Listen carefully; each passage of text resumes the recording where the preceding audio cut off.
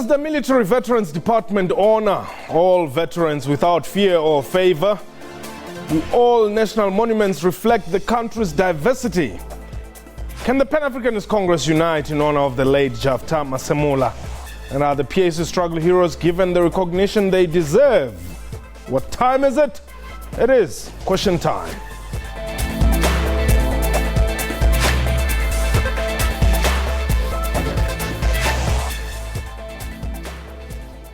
Hello and welcome to the show. My name is Mpo.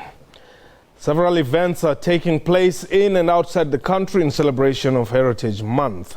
The Matola Memorial Monument and Interpretation Center and the National Heritage Monument were recently opened in Mozambique and South Africa respectively. Meanwhile, hundreds of people including PAC members attended the weekend's unveiling of the late PAC stalwart and former Robben Island prisoner Jafta Masemola's tombstone in Atteridgeville, Kopelindaba, west of Pretoria. A reminder that this is a live program, and therefore you can call us and air your views on the numbers on the screen, 0891104210. If you're outside the borders, 00278911042110. Our Twitter handle remains at QuestionTime24. My guest, Dr. Maximus, who's a PAC stalwart, and we expect to be joined by Mbulele Musi, who's head of communications at the Department of Military Veterans as well. Traditioners, welcome, and thank you very much for keeping to the commitment that you made last week. Thank you. And our apologies. I must thank you too, okay, for honoring your obligation. You're welcome. Now, Friday it happened, there was a memorial service addressed by the Deputy Chief Justice. One time, the youngest prisoner on Robben Island himself on PAC activities. How did it go? It went exceptionally well. I think beyond our widest expectations. Yes. Because even the mayor of Pretoria honored the occasion. And gave also a keynote address. Okay. So for us, I think it was, a pioneering type of experience in terms of the expressions, in terms of having state involvement in activities like these. It was there for everybody to see. And I think it was a fitting gesture when the Deputy Judge President, in his keynote address, actually thanked Tshwane Metro for the initiative and assistance, and also the Department of Military Veterans. Yes. And I'm here to reiterate that indeed we are grateful for that. Yes. Okay. Then the tombstone was unveiled on Saturday. Jafta Masemola's tombstone, that is. And all this is happening during what we term the National Heritage Month. But I can't help it but ask, is this somehow going to help your organization unite? Look, the question of,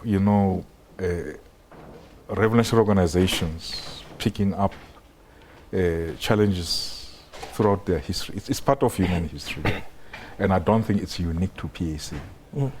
But what came through, and I'm sure any coverage will reveal that, was a sentiment, particularly on this is the day of the unveiling, when speakers like senior veterans like Mkalipi from Cape Town, Philip Kosana, in his introduction here, and various speakers came out forthrightly to say that, well, as PAC, we can no longer pretend.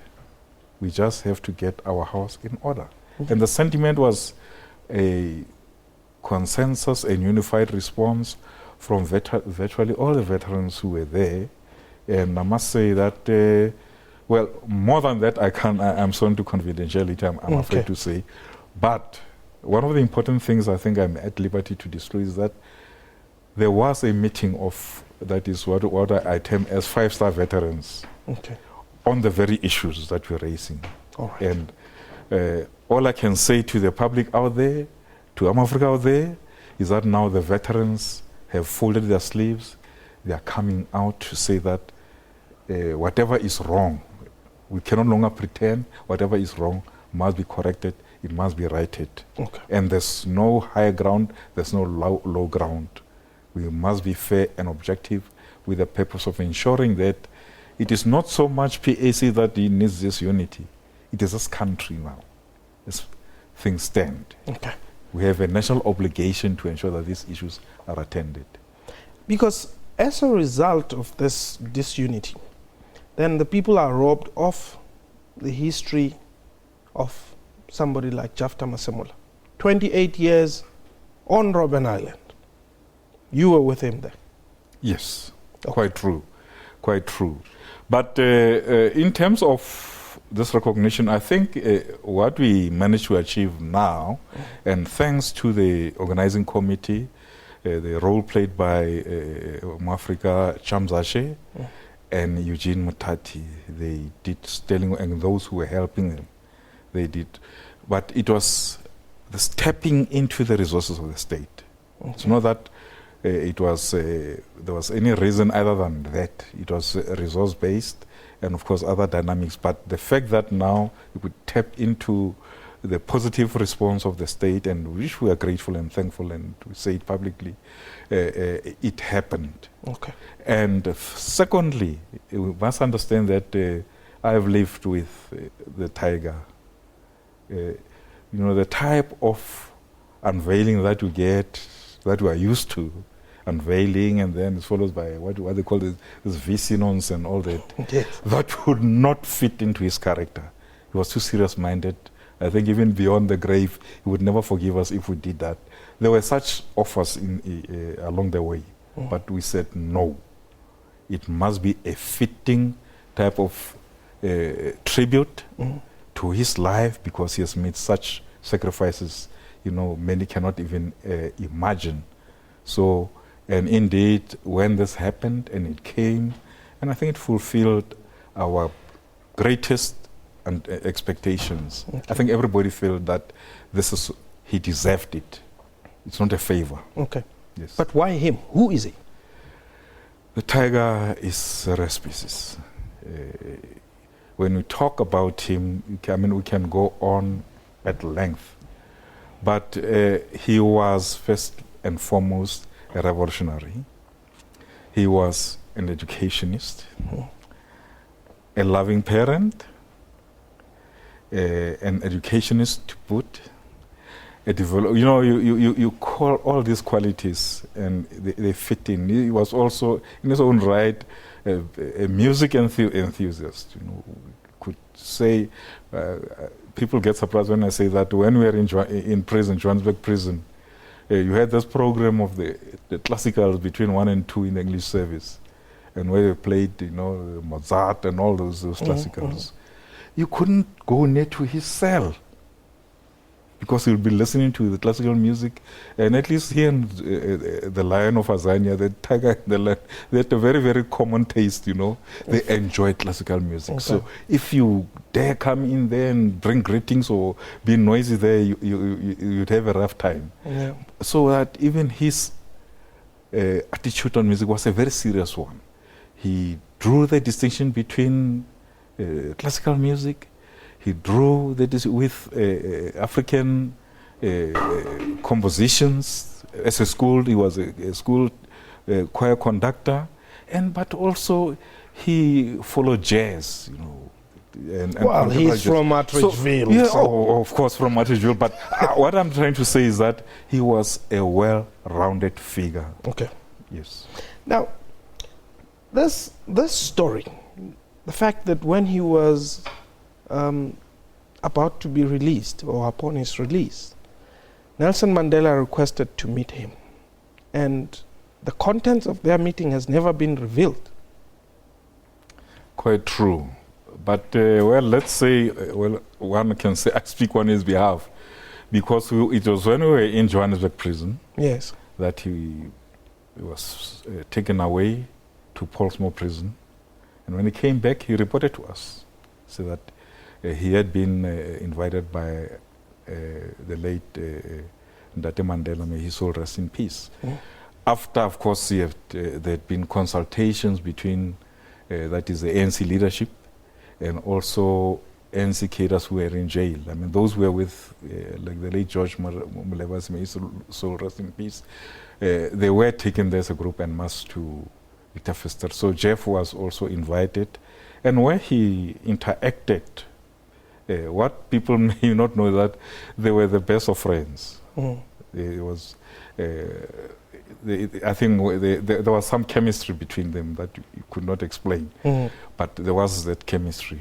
And the late Mandela then felt that, well, he could speak to Jeff and explain those things that he could not explain because the late Zef Mutuping was no longer in prison because of his health. Okay. So they discussed the issues that were in prospect, the offer that had been tabled by the regime then, and to say now, can Jeff give a commitment on those? And to which he responded that no, he didn't have the mandate to do so. He was not going to do so, but he was going to report to his leadership, to the leadership of the PAC, so that there is a proper mandate. So he did not express himself on that, but he did convey the message. And indeed, after prison, he did convey what went on in Vitafester to the Lion of Azania. So yes, that is what really happened, and that's what the public must know. And there was that type of camaraderie between them. Okay. This type of, they related very warmly. I mean, some people, some photographs, they see Ndade Mandela with a paper-made sun hat, and maybe they may know that it's Jeff who made him that paper made using wire and cement paper, brown cement paper, to make that head. So, there was that level of ingenuity that was in him. He was at all times creating something, and in that he created relationships really beyond. Like when he was at Mohamana, they would try to grow the type of things that we would never say, or they could grow on Robben Island. What, Daka? Not Daka, I mean fruit. On that sandy patch, they got it to grow, and of course they harvested it, and of course they were enjoying Marozat now. Who's going to cook it where, and how is it going to be cooked? But then they had it there in the isolation cell. So there was a positive and warm relationship, with what I'm trying to say, among the leaders in that limited space. Okay, hold the thought there. I want us to take a quick break. A reminder that you can call us and share your views on the following numbers: 089-110-4210, our Twitter handle @QuestionTime24 from me. For now, we're taking a break, rather.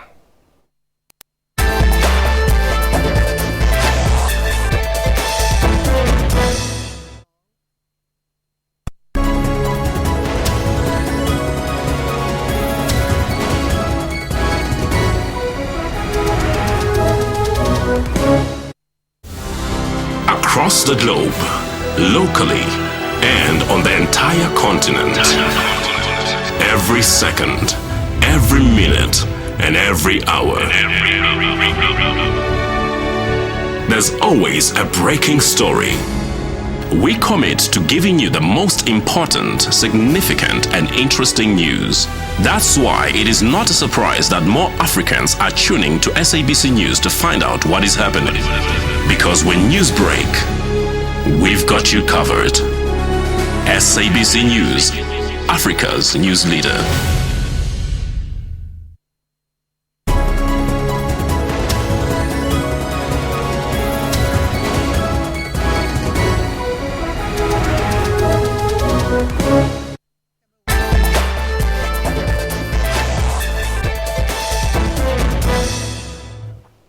Welcome back. You're still watching Question Time. Before we continue with the discussion, let's have a look at what Advocate Dikgang Moseneke had to say over the weekend. Jafta Masemola and Robert Sobukwe would have expected their followers to be well organized.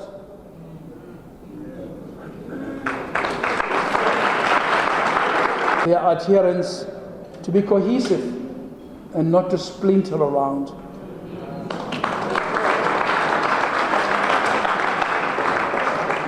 they would expect their followers to be hard-working. They would expect their followers to take all pain to understand the true needs of the people around them and to seek to respond in the most effective way to their needs. I guess those are some of the points that we spoke about when we started the show. He raised also the fact that out of the monuments, the one that was officially declared last week, surprisingly there's no Robert Sobukwe statue there. Well, these are the issues that really that we have been raising all along. And I think the response has been, until now, it has been highly inappropriate, because what we are saying is that in terms of heritage, the naming and so forth, the response has been that no, do not expect our organization to honor you. The issue that we are raising is at state level, not at organizational level. But where you and what we are saying is that we are appealing to the state, not a political organization, because we are one, but on the basis of our involvement in the struggle, to say it will be fair to honor those who sacrificed and laid down their lives for the freedom liberation of this country. And luckily now that this is what has transpired, and I don't think anybody can be blind to this reality. That's all that we're saying all along. And I think the issue that came with the development around the statues just reflected the whole imbalance. But hopefully we are imploring to those who have the authority to do so to help this. It's not just helping PAC, it's not a favor to PAC. Okay. It's bringing this country to understand its objective history in a balanced and proper way. Okay, hold the thought there. We've got, I'm not sure if it's Mandulama from Limpopo.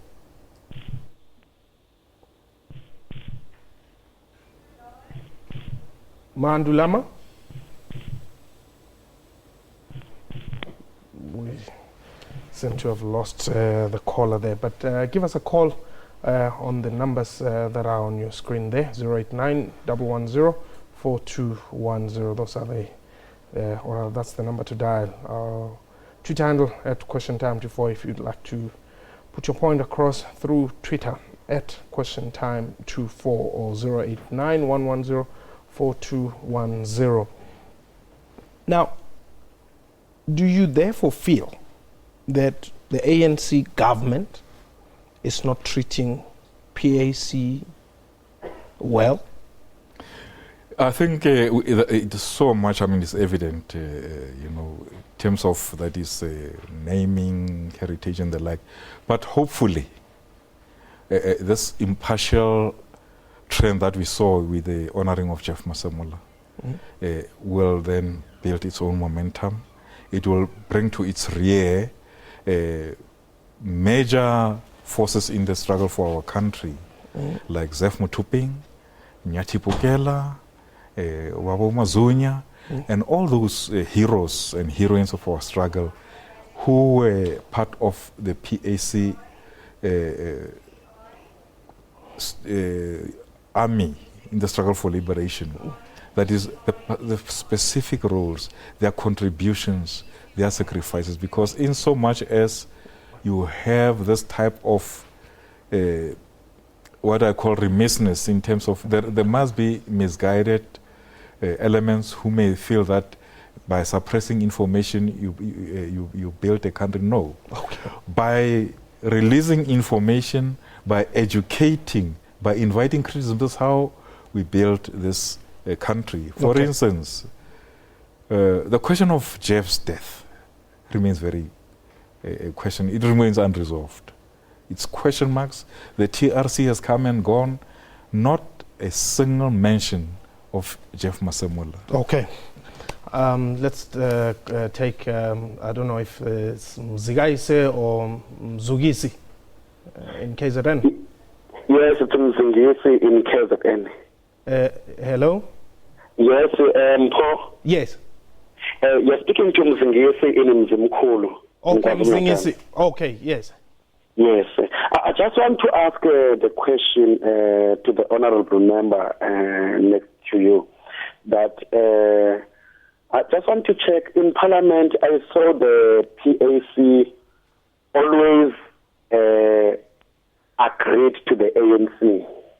All the views that raised by the ANC, the PAC is always agreed. So I just want to check that before they agree, they sit together so that they're going to plan so that there are no misleadings that we get from the ANC supported by the PAC. I just want to check because the PAC has got so many legends that maybe because of that so many legends that they have, they've got the opportunity to have the partnership with the ANC in Parliament to vote together against mislead the country. I don't know. I just want to ask that question. Thank you so much, sir.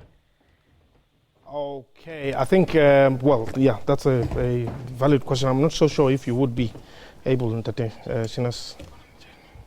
Well, firstly, I think what I can say is a principle that is it was exposed even during while we're still in the struggle on Robben Island. And it was just a principle of not opposing for the sake of opposition, yes, but to be informed, but what we call constructive opposition. Okay. And as PAC, we took the position that where the ruling party ANC does correct things, we will unequivocally support them. Okay. Hold the thought there. We are now joined by Mbulelo Musi from the Department of Military Veterans. Thank you for joining us.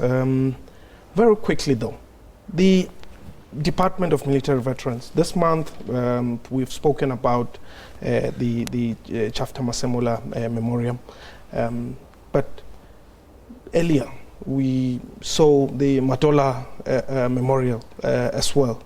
Mm. Let's just talk quickly about the Matola one and the Jafta Masemola and the others. Well, President Jacob Zuma and President Philippe Nyusi of Mozambique opened an interpretive center as well as a monument in honor of 13 cadres of Mkondo who were killed and another Portuguese citizen. We take the building of that monument as a significant event in the sense that it's bringing a reminder that the people of Mozambique, people of Angola, people of Southern Africa, the continent were integral to our struggle for liberation, and therefore we need to honor and memorialize such institutions. It's going to be part of the heritage route. There's going to be a replica of many a statue that captures liberation fighters in their different facets in different times. Okay. And it's part of the department's mandate as well. Well, fortunately, I mean, you are a survivor of the Matola raid itself. And perhaps the question that comes is, how important is it for you as a survivor? Let's not talk the department now. As somebody who was there when it happened, for it to be remembered in the fashion that it is. Well, it brought mixed emotions, I must say. On the one hand, I was happy that finally a chapter of 32 years, or almost 4 years, where people who sacrificed for the freedom of this country were not necessarily honored in the manner that was ideal. So in that sense, it brought closure to me, a pain of having lost, people I knew, people I was close to, people I related every day with, and I saw them massacred that way. So there was that mixed emotion of saying it's also a sad thing because all the memory came back. I could see Babu Kanyele being killed by a rocket, coming alive. I could see Mtutuzi coming alive. I was sleeping with those people when they died, So, yeah, there was that mixed emotion. But to me, it also, I felt a huge burden that was on my shoulders to say at what point shall we never forget or people who sacrificed came in that way as a sense of solace, And I witnessed the event. I was with my family. Okay. Yeah. Now, let's talk about political heritage of South Africa and how you as a department are looking at it. Well, basically, heritage and memorialization and honoring is part of our legislative mandate. We work with a range of organizations. We work with the Azanian People's Liberation Army fighters, we work with Umkhonto Sizwe fighters, we work with Zanla fighters, former fighters anyway, as well as statutory forces. However, our priority now is mainly to ensure that the liberation heritage, the liberation honoring of those who brought our freedom is put on the agenda in terms of being prioritized, so to speak. That's why we were very inspired when the Lion of Azania was, unveiling. His stage was unveiling. It's part of memorialization. We dare not forget. But they're complaining. No, not really. But what we're saying is, for instance, what he's saying really, we salute those of our brothers and sisters, compatriots, who laid down their lives. We're in Mozambique. You said on paper that even the Cubans who laid down their lives in Africa for the liberation of the African continent, we salute them. But it doesn't mean that we don't have that concerns. But now that we have this issue is being handled departmentally. We have a department dedicated to that, with the necessary resources, with the necessary budget. Mozambique, for instance, is a great honor we have. That is this monument. It's a great credit to our country. I think we must embrace it all. But we have experienced like the Villa Pere situation, where APLA forces lost their lives, their blood was shed. And to this day we are looking, there's the one who survived, Mwafrika Goma. He was last traced in Beira prison. And to this day, you still want to know more. We still want to know, but also that there must be a memorialization as well. Thank you. Unfortunately, we've run out of time, but I hope some other time again we'll get to talk about these issues more. And I want to know, why were MK disarmed and APLA armed in other African countries? What were you doing with those leaders? But not today. That was question time for today. A big thank you to my guest and to you for watching the show. Have yourself a wonderful time. Goodbye.